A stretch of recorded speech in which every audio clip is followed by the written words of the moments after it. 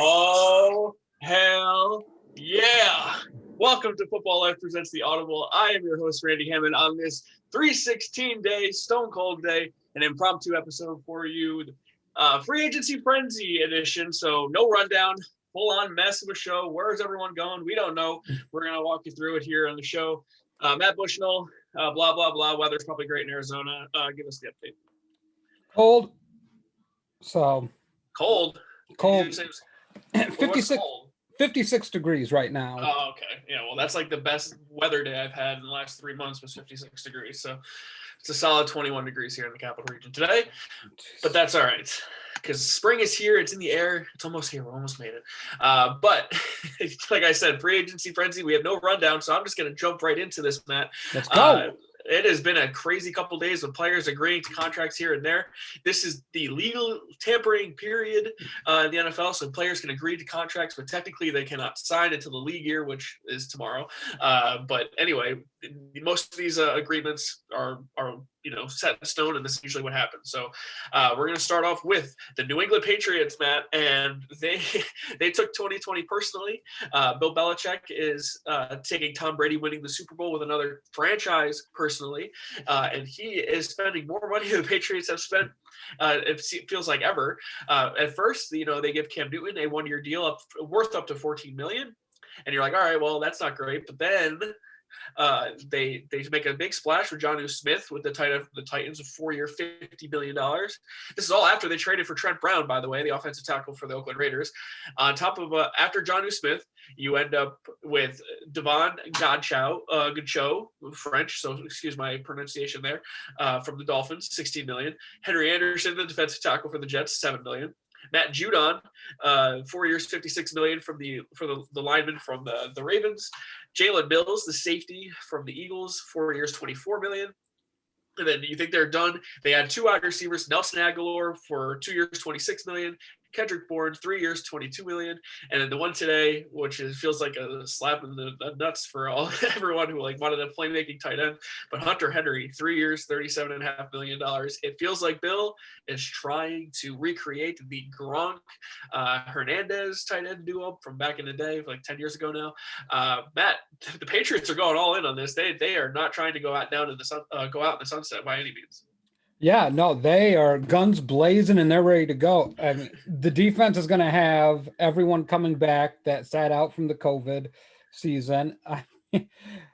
Buffalo, you had a nice 1-year stretch here. It puts pressure on Miami because everything that this is doing is accentuating Cam's strengths, rolling out quick moving wide receivers with tight ends that get open down the middle. I really like this, what the Patriots are doing offensively. You have to remake that offense. That defense is going to be scary good. Buffalo and Miami have work to do now, Randy. I think New England may be in the driver's position with these moves. The crazy thing is they're not done. Every reporter out there will say the Patriots are still looking to make more moves. I don't know what those moves entail. It could be a quarterback. I don't know if Cam Newton's going to get the best out of this offense and what it potentially could be. But with that said, they were 7-9 last year with Cam Newton and with nobody really on offense. So this could be something that Cam could build off of. And, he didn't play well after COVID. So maybe in a fresh year, healthy, he could turn into something. But I think the Patriots are gunning after a quarterback, and I don't know who. Matt, if there's a quarterback out there, who do you think the Patriots could realistically target here in free agency, now that the fact that they already have Cam? I would have to look at someone with a similar skill set, probably a guy like, dare I say it, Mitch Trubisky. I think Mitch makes a lot of sense in New England. Obviously, he's not a world beater. He's not going to change the dynamic with that team. He's not going to shift the power of balance. But what you do is you protect yourself. You don't have to make whole-scale scheme changes with Mitch. Mitch makes a lot of sense there. I kind of feel like Andy Dalton might be in play here, but it seems like the two finalists for Andy Dalton's services will be two other teams that we'll get to later. But yeah, right now, I think it's Mitch Trubisky in New England. Yeah, well, it will be interesting. I think Bill could if anyone could get the most out of him, I would think it's Bill Belichick. But I think that they have their eyes on a trade. I have some Patriots fan friends in my life. I live in Northeast, so obviously that's the thing. They have they want a reunion. They want Jimmy Garoppolo back on the Patriots. They want to call the 49ers, and they want to make that deal happen somehow. Obviously, he was traded from the Patriots to the Niners for 2 second-round picks 3 years ago now, but they want him back. They want to run it back with Jimmy G and do what was supposed to happen in their eyes. Let him take back over for what Tom Brady for Tom Brady and his career there. The other option they want is Derek Carr, and we talked about it. But I just don't see a situation where John Gruden's going to trade Derek Carr to New England. I just don't see it. But those are the 2 names that I'm seeing out there for trade options. But I'll say this. I think we'd be killing any team for giving Nelson Aguilar and Kendrick Bourne $48 million over the next 5 years. Other than that, the moves are fine. Until they get a better quarterback, I'm avoiding Jonnu Smith and Hunter Henry in fantasy. But I have no doubt those guys are a big part of the plans there in New England for the foreseeable future. Well, and I do want to stress. I do want to stress here, not stretch, but maybe I'll stretch later here. Nelson Aguilar has no guaranteed money on his deal, and then Kendrick Bourne only has $5.25 million in guarantees. Good point. So while it is money, still it's not guaranteed money. It's not a huge chunk of guaranteed money, and then they still have Julian Edelman. It gives them options in the draft though too. I think that's kind of what we're ignoring. Maybe they trade up in the draft and get a guy like a Zach Wilson or a Justin Fields. Let King be that 1-year guy. Jimmy Garoppolo, I think he's with the 49ers. I'm not sure if they have a desire to trade him. I think they want to have competition in there, but to me, I honestly believe the Patriots are probably looking at drafting a quarterback, maybe Mac Jones, who's very popular. But when it comes to free agency, Bill's going crazy. Yeah, going nuts. They had some holes. They wanted to fix it. They want to be relevant again. So here we are. Speaking of former Patriot, the Kansas City Chiefs making a huge signing.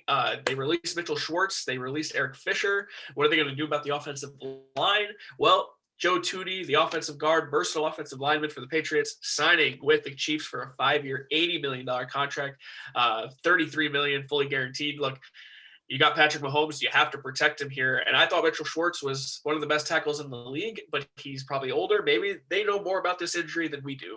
So ultimately, they decided to move on. Joe Tooney in the door for Kansas City. Hard for me to criticize this move. Yeah, from what I heard, Mitchell Schwartz was asked if he was going to retire, and he told the Chiefs he didn't know. Okay. It still had to be determined, and they just didn't want to play the waiting game. Now you take a look at the Chiefs. Joe Tooney, great signing. They're not done yet because Trent Williams is also on their board. So you lose 2 starting offensive linemen. You're like, you know what?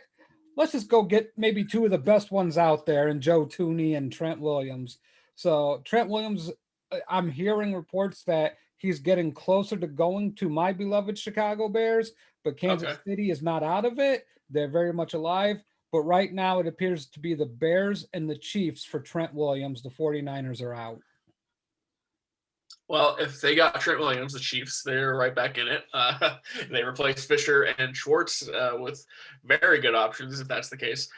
So the Chiefs reloading and saying, hey, we got Patrick Mahomes still, and we're not going anywhere. They also signed defensive end Taco Charlton, so for a 1-year deal, or they re-signed Taco Charlton. He was already there, but they just kept him anyway. All right, we're going to move to my football team now because they made news right before we went live here. Leonard Williams has been a controversial topic for the Giants for the last few years, and Dave Gettleman traded a 3rd and 5th round pick for him a couple years ago. They franchise tagged him last offseason. They franchise tagged him this offseason, and now they have agreed to a 3-year deal worth $63 million and $45 million fully guaranteed. Holy moly. This year will be only an $11 million cap hit, but on average, it's $22.5 million per season. I'm sorry, Matt Bushnell. Leonard Williams is not worth that much money. Whew, Randy, this one is definitely one that I'm not sure if I agree with either. I mean, 3 years, $63 million, $21 million to a defensive tackle in a 3-4 scheme that has had 1 outstanding year of production. I think he's good at setting an edge and stopping the run. I mean, he is very good against the run. He also has ranked among the higher echelon of defensive tackles for pressures. But I'm really weary of paying a defensive tackle Aaron Donald money. Aaron Donald is the only defensive tackle I'd pay 20 million plus to. The rest of them I kind of view as replaceable. They have short shelf lives, and you can just it feels like you can find them. To me, it feels like the guard position. Obviously, you want a really good one. If you're playing a 3-4 defensive end, maybe. I don't know where Leonard Williams fits in the top interior defensive lineman in the NFL. But 3 years, 63 million, too rich for my blood.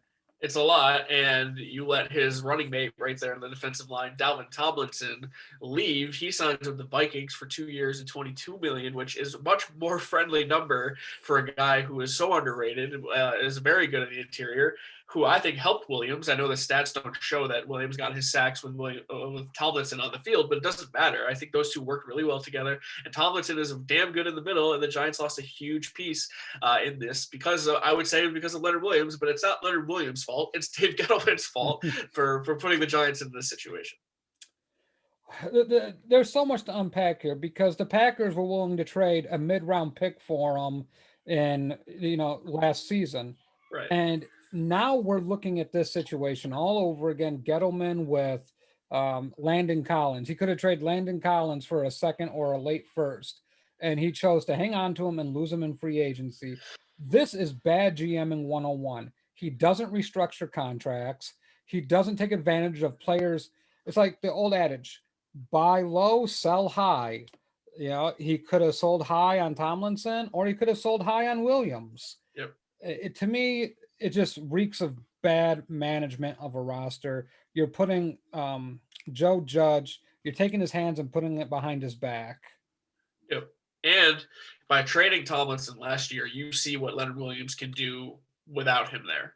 And if he's not as effective, and if him and Dexter Lawrence aren't the same together, maybe you could say, hey, we think Tomlinson was a lot of to do with your success, and you're not paying him as much as you are right now. It is just asinine, the process that they've put themselves through with this Leonard Williams situation for a player who doesn't play a premium position, a player who has been underwhelming for most of his career, and a player who's straight up telling you, I want $20 million minimum per year. Okay, well, we got you 19.5 with the franchise tag. If that's not enough, rescind the tag and then go sign Tomlinson or make some other moves, because you have depth at that position already. It already took a hit with losing Tomlinson, which I'm not really a big fan of. I cannot believe what the Giants did here with Leonard Williams. And he put them in such a bad situation. They couldn't make any moves on day one. Their one big move on day one of the legal tampering period was Devontae Booker, journeyman running back who's like 30, who 2 years, $6 million deal. And if that's the move you make on day one, just shows me you have no idea what you're doing in the front office. So that's the update with the Giants that happened shortly before. And John Ross, so they agreed to a deal with former Bengals wide receiver. If you might remember, he ran a 4.2 40 in the combine. So he's fast. So and 1 year deal worth $2.5 million. So not really a big deal, but upside is there. I don't hate that move. Yeah. Well, let's go across the park, across the locker room to the Jets. Let's do it. Because I feel like the Jets are big winners here, Randy. Carl Lawson's a great signing. I really love that move. Yeah. Corey Davis, I love him as a wide receiver. These are two big needs that they needed to address. They nailed both of them, I thought.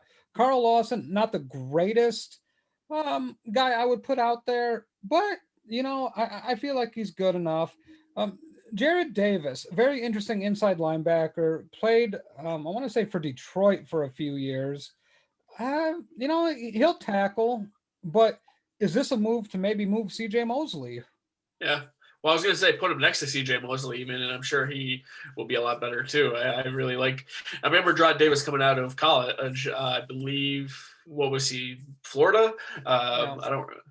So he had a lot of potential coming out. So put him next to a stud linebacker and see what happens.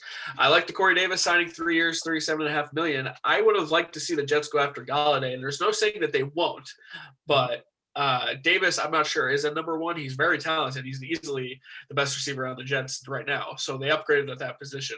And Carl Lawson, it might not be the best pass rusher in the league, but he's an upgrade at a position of need. He had 9 sacks last year. We talked about him big time in the tag segment a couple weeks ago.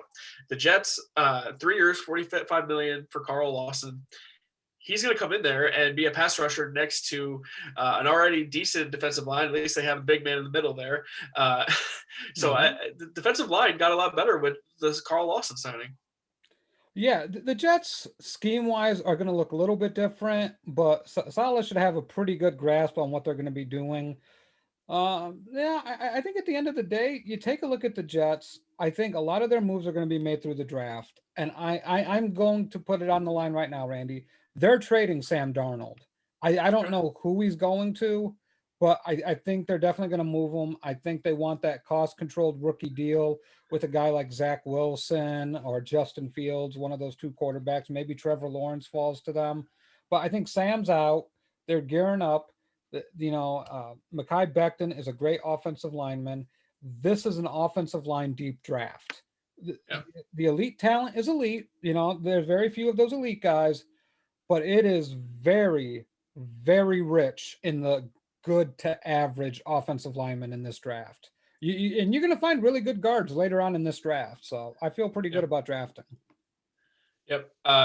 Jets fans wanted Unique Ngakoue, which they missed out on because Unique signs a 1-year deal with the Oakland Raiders.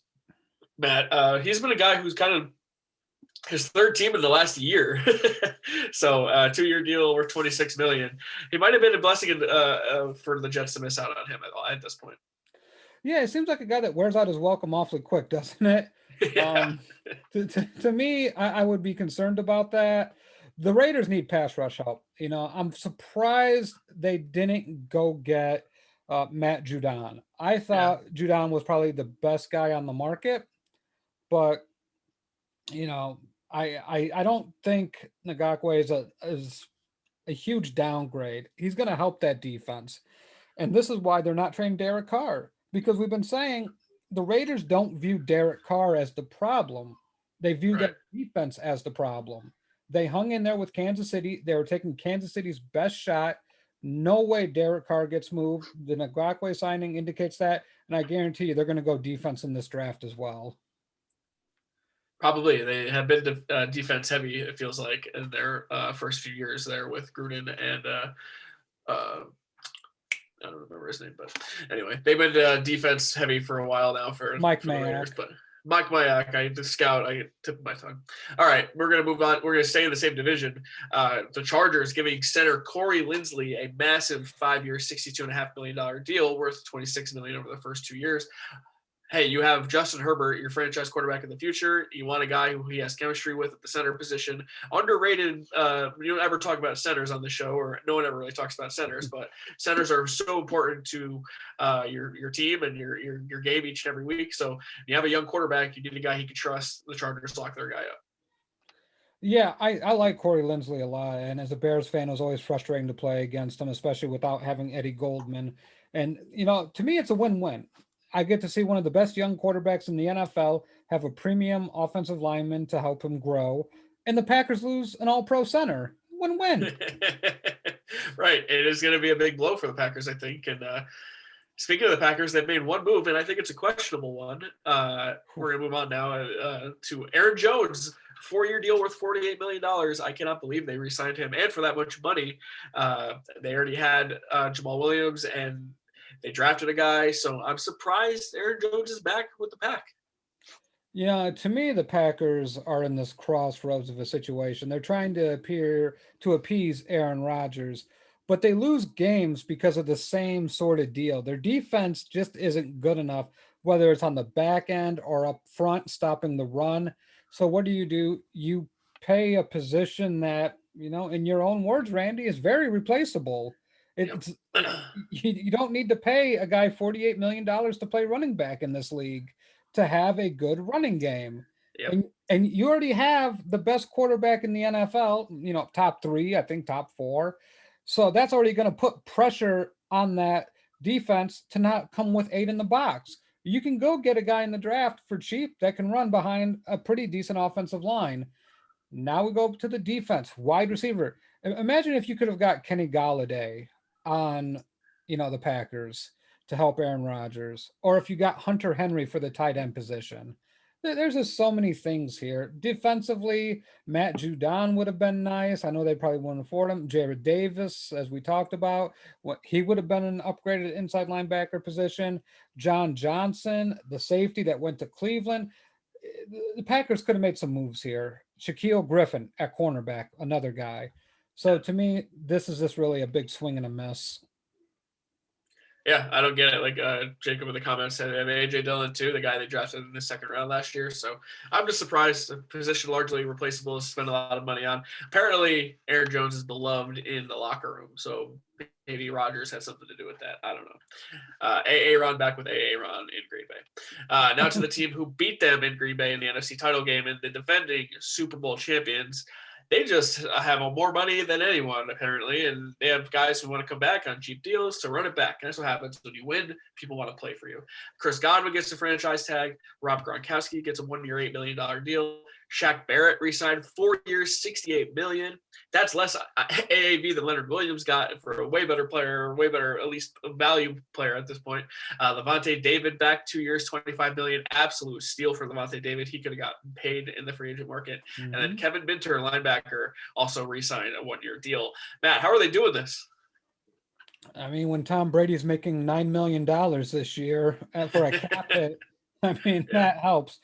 To me, the Buccaneers are the big winner in this free agency. It's been home run after home run.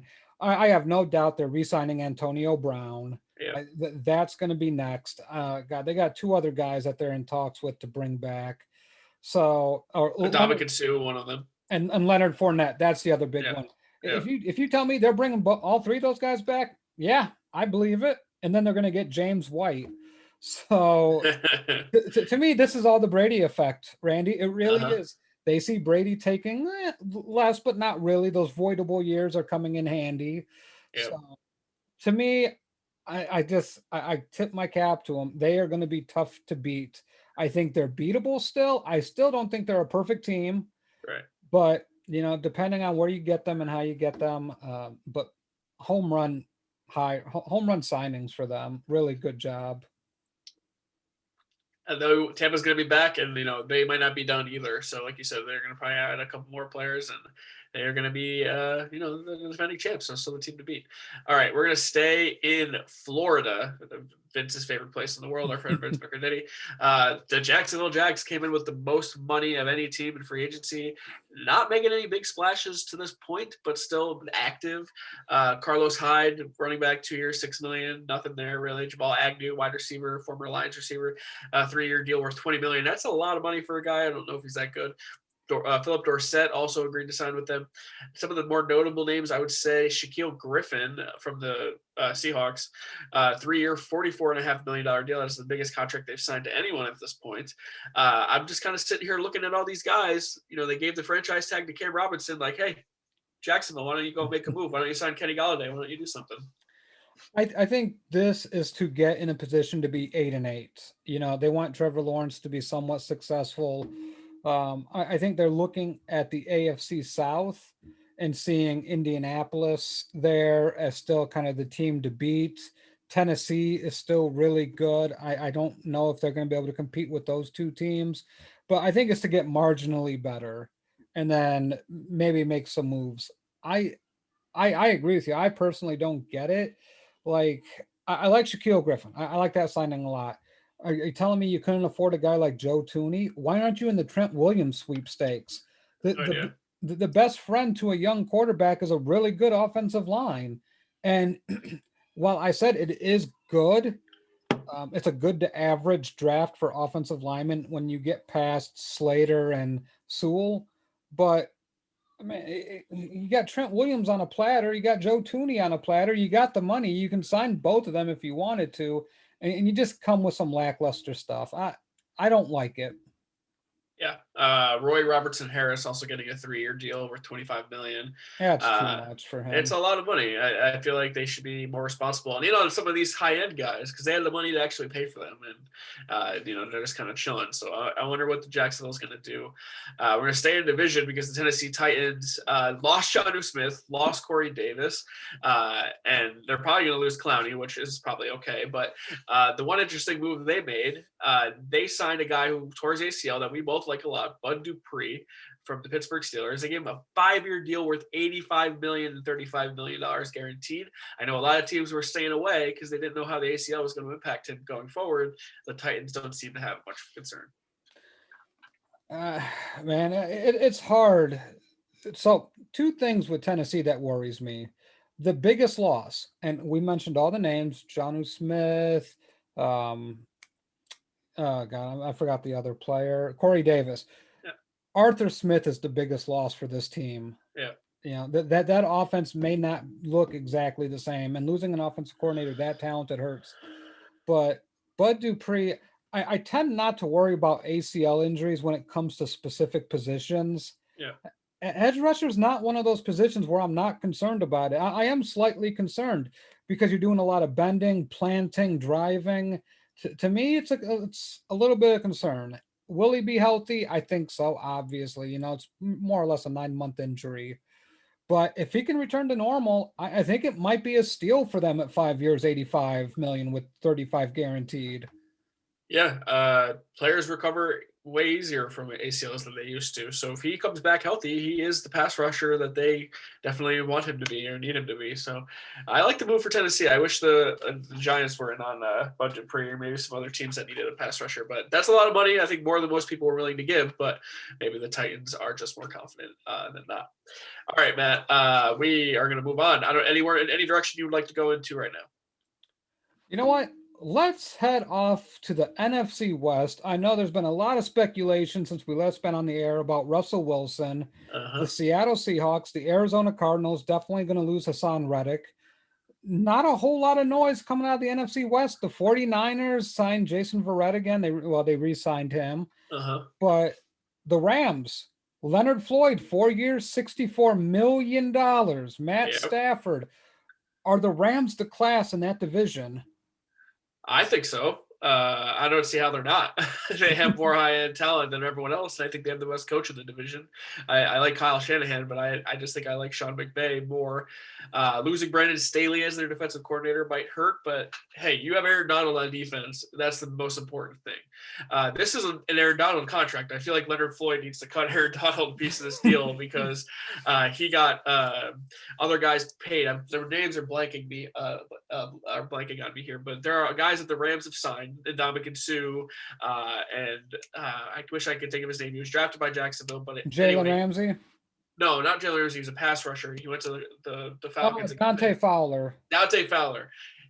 This is like the third guy in a row, mind you, that Aaron Donald has single-handedly made to look better and made a team kind of overpay for them because I like Leonard Floyd, but a 4-year, $64 million deal feels like an overpay. Yeah, I mean, I've had the unfortunate privilege of watching Leonard Floyd play for the Bears. He was supposed to be this pass rusher. They had to acquire Khalil Mack to help him, to get those 2 dominant pass rushers. It never came to fruition. Leonard Floyd is a really good football player, but he's not a great football player. He's good at setting the edge, helping stop the run. But like you said, I mean, he needs to cut Aaron Donald some money because a lot of those numbers were inflated because Aaron Donald was getting double and triple teamed. So to me, I don't love the Leonard Floyd signing. I think it's too much for a team that already has to restructure Donald, Ramsey, and Robert Woods and Cooper Kupp. But they got the quarterback. They're all in. I think when you take a look at a team like San Francisco, who's going to get healthy, I think that's the thing that we have to look at. But they're losing Trent Williams. We don't know who Jimmy Garoppolo is. They still don't have any wide receivers that scare me. Deebo Samuel is pretty good. and I forget the kid out of ASU, Brandon Ayuk, I think. Yeah, I like Ayuk. I like him a lot actually. Debo is fine, but Kittle, it really comes down to how good George Kittle is and how healthy he is. He is obviously their number one target. They also re-signed Kyle Juszczyk, Juice, to a 5-year deal worth $27 million. Probably the most popular, the best fullback in the NFL. Maybe the only fullback in the NFL. Yeah, the only fullback that is consistently involved in an offense, I would say for sure. So he's a popular player for the Niners.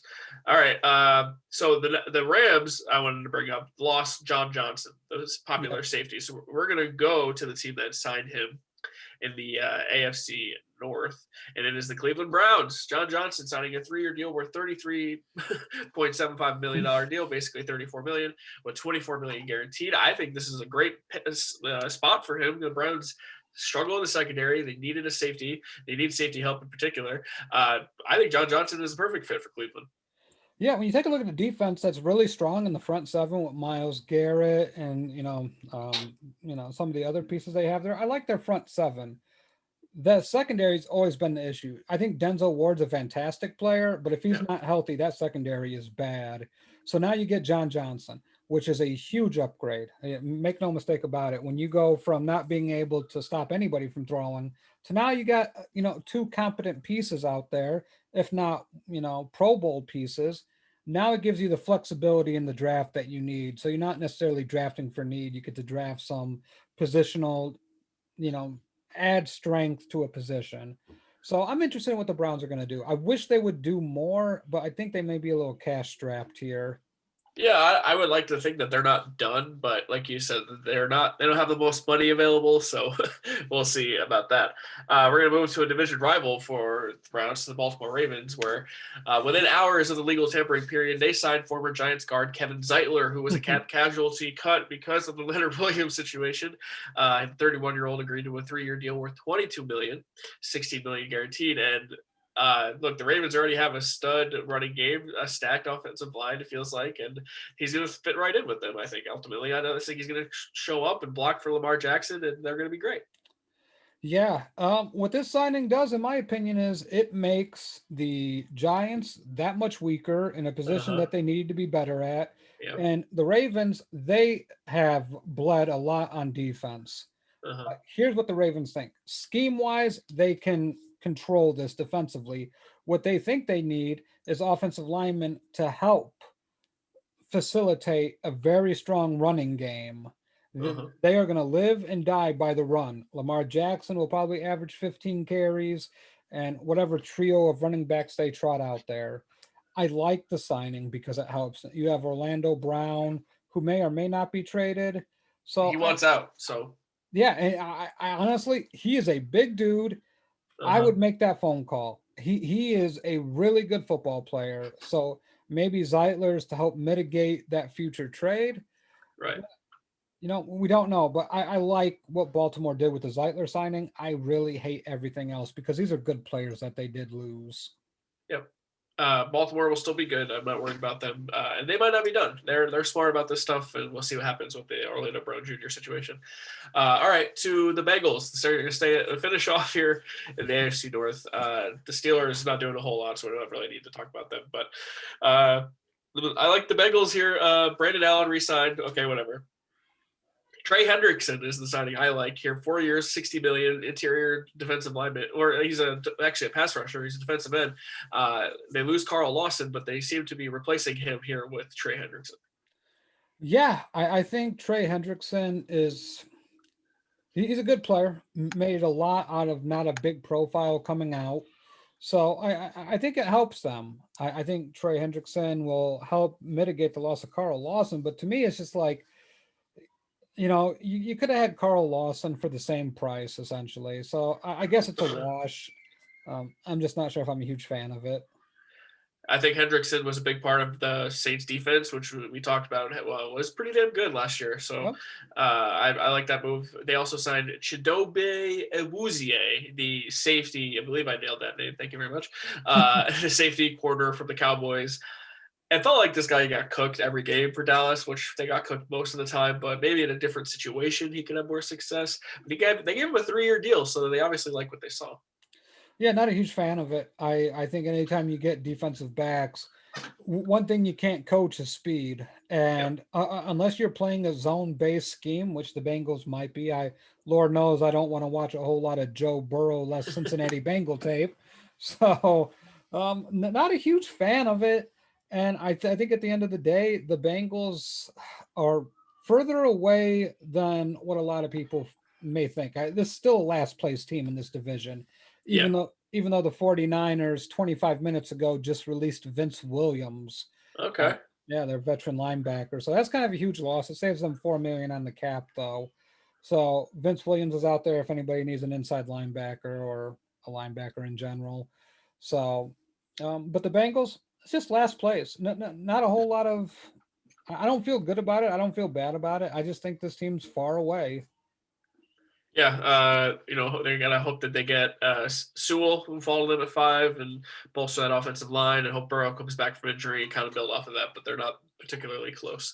All right, we're gonna. I think it's time, Matt Bushel, that we go to your team in the NFC North, the Chicago Bears, who been relatively quiet so far. They franchise tag Allen Robinson, Mario Edwards, 3-year deal, 11.5 million. Cairo Santos back, 3 years, 9 million, and then Pat O'Donnell, the punter, back for a 1-year deal. The Bears feel like something's brewing there, but I'm not exactly sure what's going on in Chicagoland. Yeah, I think three things that we all need to keep an eye out. Number one is the quarterback position, obviously. That's the biggest shoe that's going to have to drop. And they are reportedly, with San Francisco as being in the running for Andy Dalton, a lot of people feel Andy Dalton's more likely going to end up with San Francisco. The Bears really tried to get Jameis Winston, and Jameis Winston decided to go back to New Orleans. So Mhm. dodged a bullet there, in my opinion. So, but at the end of the day, let's take a look at Anthony Miller, wide receiver. He's been with the team for, I think, 3 years now. I feel like it's been mostly underwhelming. They are trying to move his contract, and what they're trying to do is send him to either the Giants or the Jets. Those have been the two teams that I've heard most about. And they're trying to get maybe a third or fourth round pick for him right now. It looks like a deal is going to get done. Anthony Miller will not be a Bear. And we could pretty much put that in writing. The Trent Williams rumors are starting to pick up a lot of steam. The Bears appear to be close to signing him. Brad Biggs was mentioning it earlier, Chicago beat reporter, and Patrick Finley as well. But the third biggest point is Cairo Santos getting that contract after Cody Parkey and then whatever the hell that mess was in 2019. I I can't even begin to describe how screwed up that was. Now you have a reliable kicker who was really good last year. And I think kicking, I personally hate kicking. I hate field goals. I hate that part of the game, but I understand it's necessary. But it's nice to know that if we're within 40 yards, we have a 90 something percent chance of making that field goal. So that's something that I can like rest easy on. So huge signing there with Cairo Santos. Yeah. Look, the most iconic Bears moment in the last 5 years is the double doink. So you need a kicker. The kickers suck. No one has really a reliable kicker these days. But if you have one that is somewhat consistent, that you somewhat trust, you kind of have to keep them there because those are not the most reliable people. All right, I want to stay in your division, the NFC North, but I want to go to Detroit because they traded for Jared Goff last month and with the Matt Stafford deal. And now they're trying to give him some weapons. They signed Tyrell Williams, the Chargers wide receiver, to a 1-year, $4.5 million contract. Look, I don't hate Tyrell Williams. He's okay, but or maybe was this the Tyrell Williams that was on Oakland last year? I'm confused which Williams this is. I want to say it is. I'm pretty sure it is. Okay, so yeah, it was Tyrell Williams from the Oakland Raiders, but he actually had moments with Carr who had shown flashes. I wouldn't be surprised if he comes in and has a decent year. I don't think it's the greatest weapon ever, but less than $5 million. What do you expect? And then they re-signed Romeo Okwara. I think when you have good players, you kind of have to keep them, and this is a good move. 3 years, $39 million for the former Giant, who they should have never let go to begin with. But Romeo Okwara is a damn good football player, and he would have gotten money, I think even more money than this on the free agent market because he's a pass rusher and he's a good one at that. So nearly $40 million for Okwara on the defensive side of the ball. I don't know. I don't think the Lions are done either. Yeah, I don't think the Lions are done, but to me, it's going to be interesting how they look at Jared Goff and what they do in the draft. They could go a lot of different ways. They have to get better defensively, and I think they have to get better on the offensive line. With Matthew Stafford getting beat up as much as he was, we're going to see a very interesting experiment here, if you will, because we always talked about how Jared Goff was in this very comfortable system, Yeah. protected. Now he is going to be getting smoked by some of these premier defensive players in this division. I mean, let's face it, the Vikings have a very good defense, underrated defense, I think. The Packers have a very good, underrated defense. The Bears obviously have a very good defense as well. When we talk about Robert Quinn, Akeem Hicks, Khalil Mack, I mean, those boys are for real.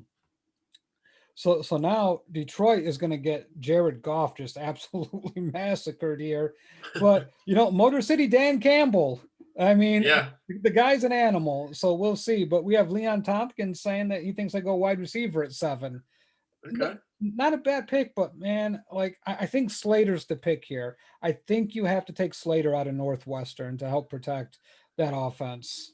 If he's there, there's speculation that he might not make it to that far. So, Wow. Yeah, okay, we'll see. The Vikings, I mentioned Dalvin Tomlinson, 2-year, $22 million. Love that deal for them. They're going to love him.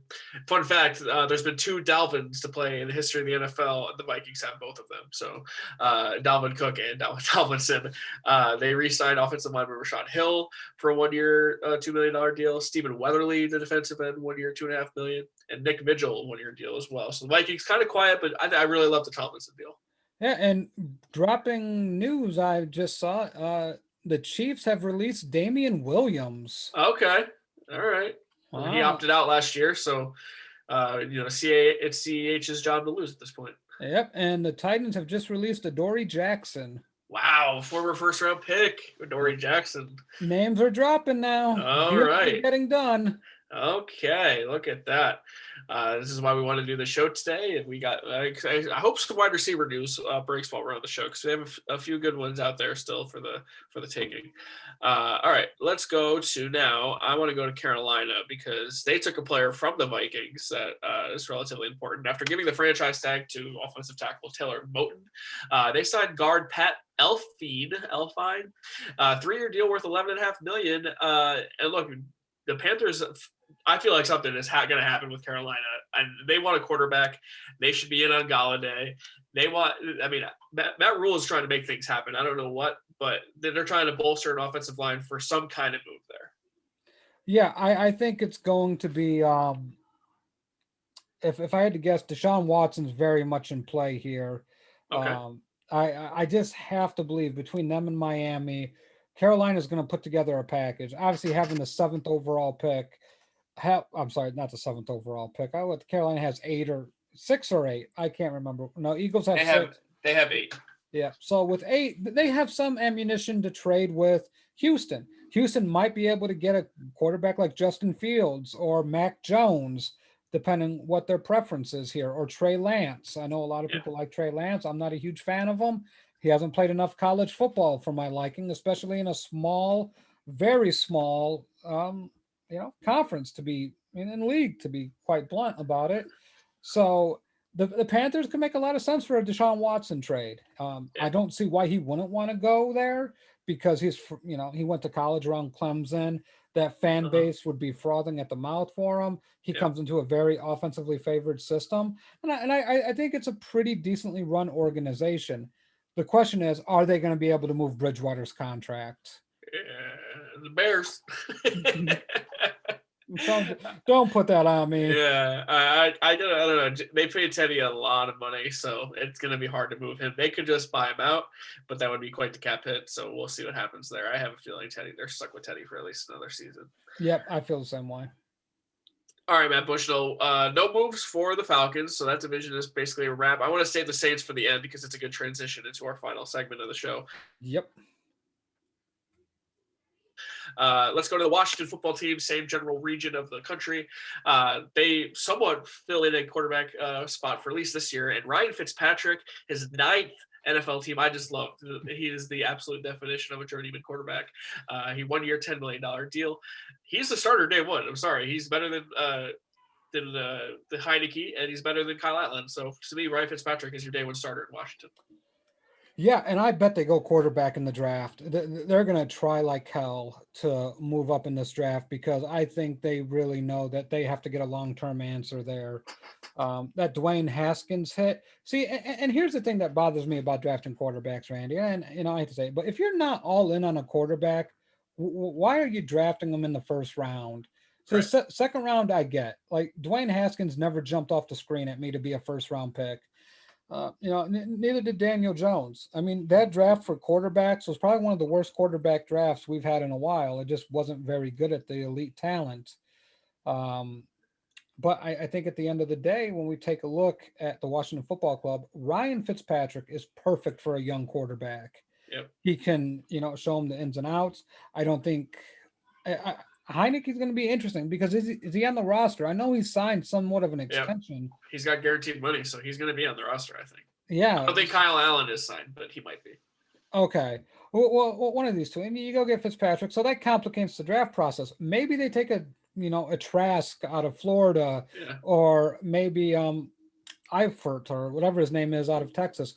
But either way, the Washington Football Club is drafting a quarterback. I think that's bar none what's going to happen here. But still, to me, this team is so talented. You just need to add a couple secondary pieces, and you got to have a long-term answer at the quarterback position. And then you have really something with this quarterback position. Yeah, I like their roster. And here's we talk about teams having success with quarterbacks on their rookie contract. This essentially gives you the freedom to build around a guy for at least a year. Ryan Fitzpatrick in the NFC East is good enough to win this division with the roster that you currently have constructed. So if you don't want to go quarterback at 19, if all the quarterbacks are off the board, which is totally possible, you could take Trask in the second round. I think he would fall. I don't necessarily think you have to reach for him at 19. Or you just say, hey, we're going to go all in on Fitzmagic this year and see what happens next year. If this is a one-year thing, and it obviously is, Washington can easily win this division with Ryan Fitzpatrick, and I love that they're going for it with him. I love that he's on his 9th team. I want him to play for 10 teams at least. I would love to see him get to – he's not going to get to 16 teams. That would be an asinine, but a quarter of the teams would be pretty awesome too, which he already has, right? He had 8 would be a quarter. So good for Ryan Fitzpatrick, the true journeyman of the NFL, especially at the quarterback position. Love that move for Washington. Matt, well, where do you want to go now? I'm thinking Denver is kind of where I'm headed here. What do you think? Yeah, I think Denver's a little bit interesting. That they franchised Justin Simmons. I'm not sure what else they've done here besides the Von Miller news. Right. So Von Miller, we thought maybe he would be released, but they are picking up his option. So he's going to play for Denver in 2020. He's worth $19 million this year coming up, and he opted out last year. So we haven't seen Von Miller since 2019. Shelby Harris, the defensive tackle, staying in Denver on a 3-year deal worth $27 million, and Ronald Darby, the corner, agreeing on a 3-year deal worth $30 million. So Denver shoring up the defensive side of the ball, which is needed. But still, we go back to Denver is a lot like, I feel like, the Washington Football Club. I really like Ron Rivera. I really like Vic Fangio. I think both are really excellent head coaches. Well, coaches in general. But it's the quarterback position. I think Denver at the wide receiver position set. Offensive line, they may need to improve a little bit. But it just goes back to, what's your answer at quarterback? Von Miller's great. Ronald Darby, he's a guy. But you got to answer the quarterback position in a lot of this league. A quarterback doesn't have to be great, but he has to be competent and good. He's got to be able to move the chains. He's got to get first downs and get you in scoring position. Yeah. So I'm interested to see what Denver does because I think they love Locke. I think he missed Cortland Sutton last year, so I think I want to see what he looks like with Jerry Jeudy. I like Denver's roster. I would not be shocked if they are solid this upcoming year, but I want to see what they do in the draft.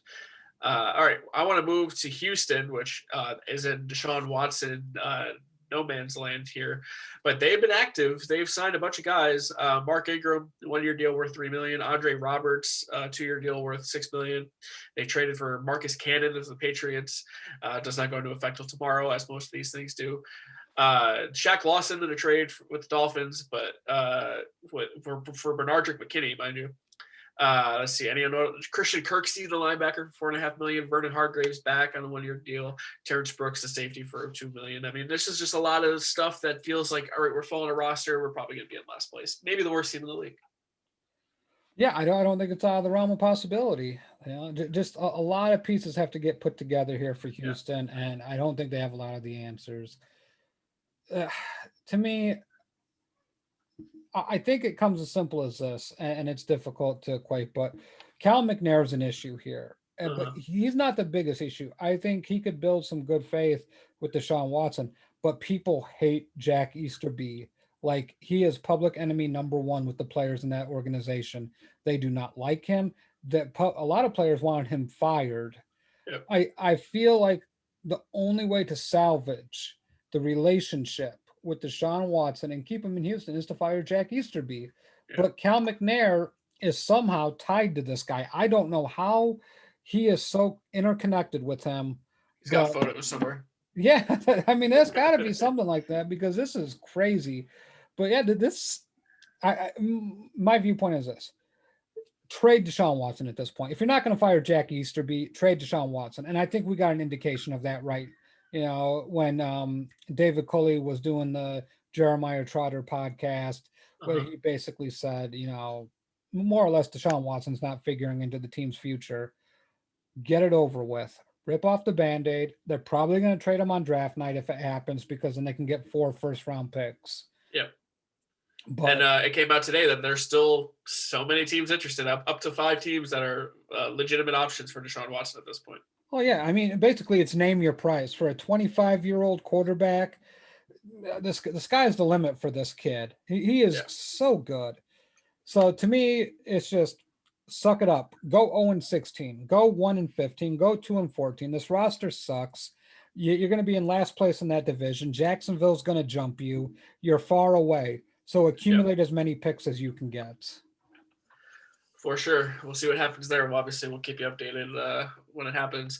All right, before we go to New Orleans in our wrap-up segment here, I want to touch on Western New York, where the Buffalo Bills retaining 3 of their players. Tackle Darrell Williams. He comes back on a 3-year, $28 million contract. Guard John Feliciano also comes back on a 3-year contract. And then Matt Milano, the linebacker who was coveted in the free agency world. A lot of teams are in on Matt Milano. The Giants, I heard, included. But he comes back to Buffalo for 4 years, $41.5 million. Buffalo is back, and they are saying, I don't care what the Patriots do. We're still the best team in this division.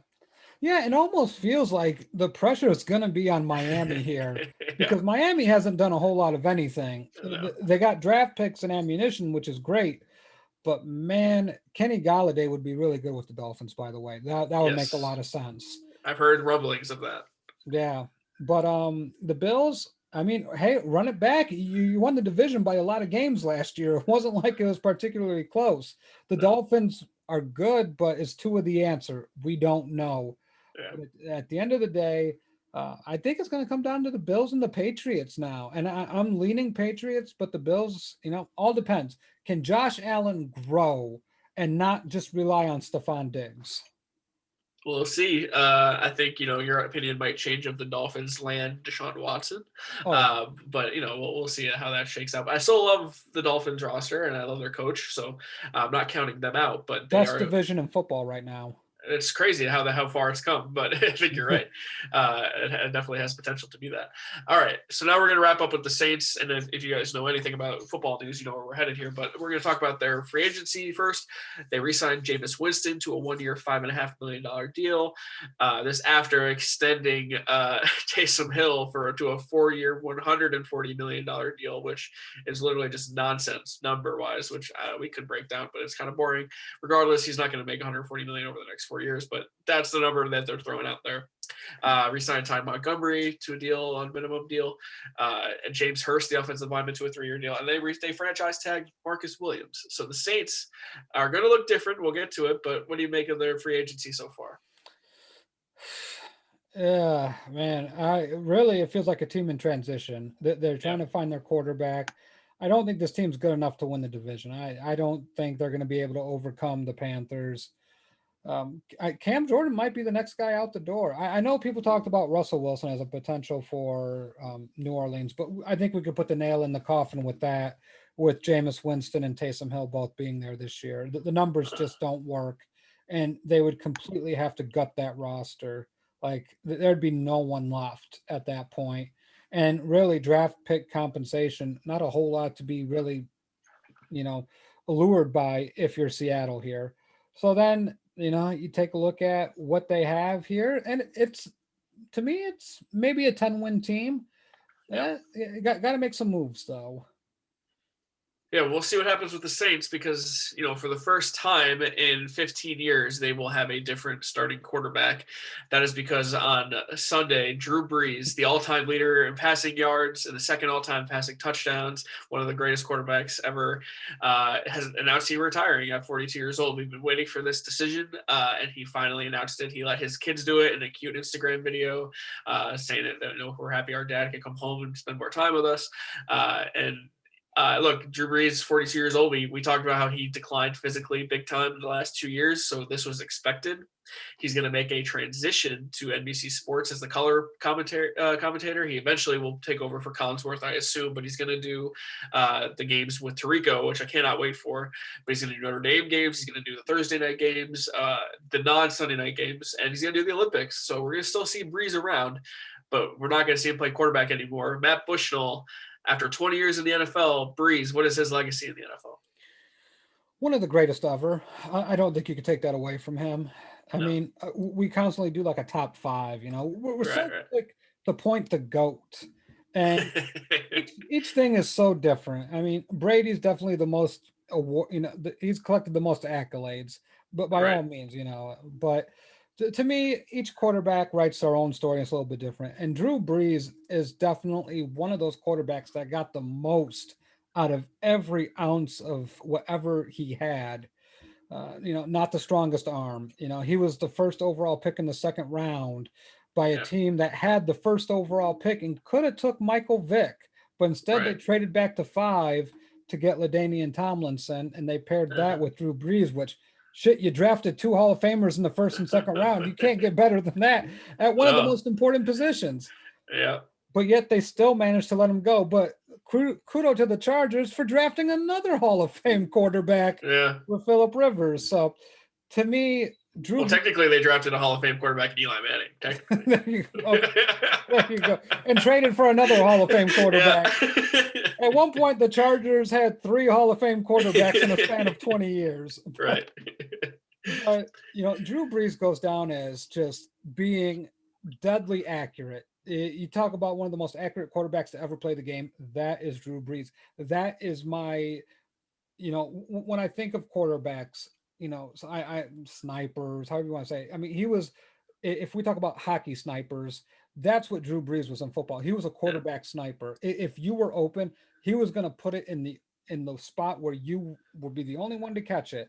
So to me, it's a wonderful career. Drew Brees, congratulations. I know you're probably not going to hold your records for too long because Tom Brady's going to play until he's dead. So yeah, pretty much. Brees was the first guy when I was learning about football that was like, he's short and he has to go like this to see over the offensive line. All the other guys were so much taller that they could see over the line. And I was like, that's crazy that he's like a little guy, but he's 6 feet tall, but he's little compared to everyone else. And he is. But I remember that being a huge thing when I was a kid, like, wow, these people are so big that he has to literally look over them, that he was still so good. And I always appreciated that. It's fitting that, we're doing this at the end of our free agent frenzy show because he is arguably the greatest free agent signing in the history of the sport. In 2005, he suffered a season-ending shoulder injury with the Chargers. It was a 360-degree labrum tear with rotator cuff damage, and it was such a concern that it changed the whole football landscape because the Miami Dolphins were going to sign him. And then head coach at the time, Nick Saban, decided he did not trust the shoulder situation. The team doctor said, hey, we don't think his shoulder is going to hold up. That singular decision changed football because then he signs with the Saints. The Dolphins signed Dante Culpepper, and then Saban is back in college winning national championships with Alabama. So to me, this was the single greatest and maybe most important free agent signing ever because what he means to the city of New Orleans, and I know what you're rolling your eyes for, But I've been lucky enough to go to New Orleans before in my life, and what he means to that city and what he did for them after Katrina, it cannot be understated what he meant to that city. And I think of leadership at the quarterback position. I think of Drew Brees. I think of him in the huddle, breaking down before the game, preaching to them. You don't see a lot of quarterbacks doing that. You see a lot of defensive ends or linebackers or just whatever team leader is, but you don't see a ton of vocal quarterbacks. And I appreciate that out of Drew Brees. And that's how I will remember him. But we have news. Apparently, Matt Bushnell, if you're watching the show, you can see the look on his face. We go from a great quarterback to one that leaves a little bit to be desired, especially now for your Chicago Bears. Fuck this. Honestly, like, this is raw and pure emotion, but seriously, fuck this shit. Like, Andy fucking Dalton to the Bears, Jacob Moses, just if this is true, fuck, just this is hot bullshit. Oh my God. I believe we said last week when you were talking about how excited you were for Russell Wilson to be a Bear, that the day that a different, lesser quarterback would be the Bears quarterback, I'd have to laugh. And here I am. I don't want to laugh, but it's kind of funny. I'm trying to get it confirmed here. So help me here, Jacob, and tell me where you saw this. I'm on Twitter right now looking for the Andy Dalton news, but yeah, I'm trying to follow Josina Anderson to see if she has anything on it. Yeah, Ian Rappaport a minute ago. The Bears are expected to sign free agent quarterback Andy Dalton, the new starter, gets 1 year deal worth $10 million. He is assuming he is going to be the starter in Chicago.